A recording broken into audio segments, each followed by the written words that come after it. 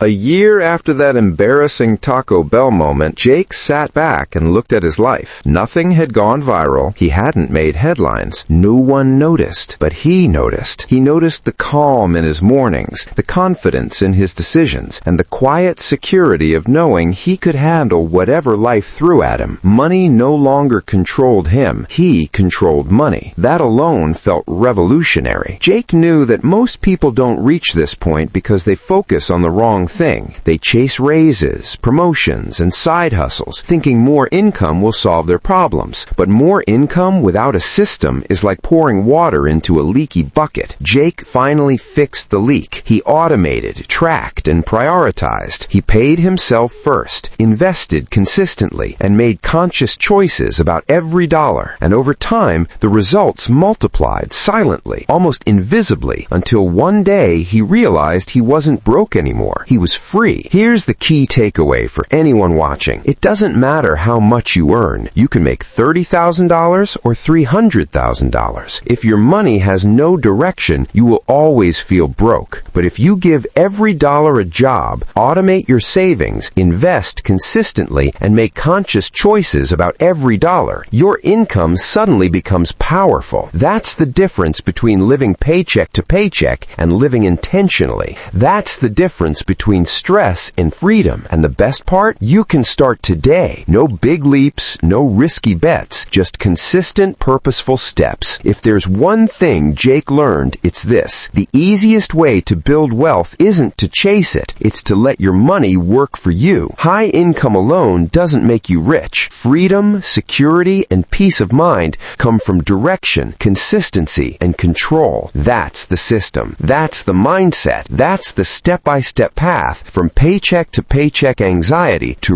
real financial confidence. So here's what you can do right now. Start tracking your money for 1 month. Set up automatic savings. Invest a small, consistent amount. Cancel one subscription you don't use. Give every dollar a purpose. It may feel boring, it may feel slow, but this is the real secret that high earners who stay broke will never tell you. Quiet, consistent action beats flashy decisions every single time. Jake isn't special. His salary isn't extraordinary. The difference is the system he built and the habits he followed. And if you follow the same system, you can change your financial life too. You can sleep better, stress less, and finally feel like money is a tool, not a trap. The choice is simple. Start small, stay consistent, and let time do the heavy lifting. That's how real wealth begins, and that's how freedom feels.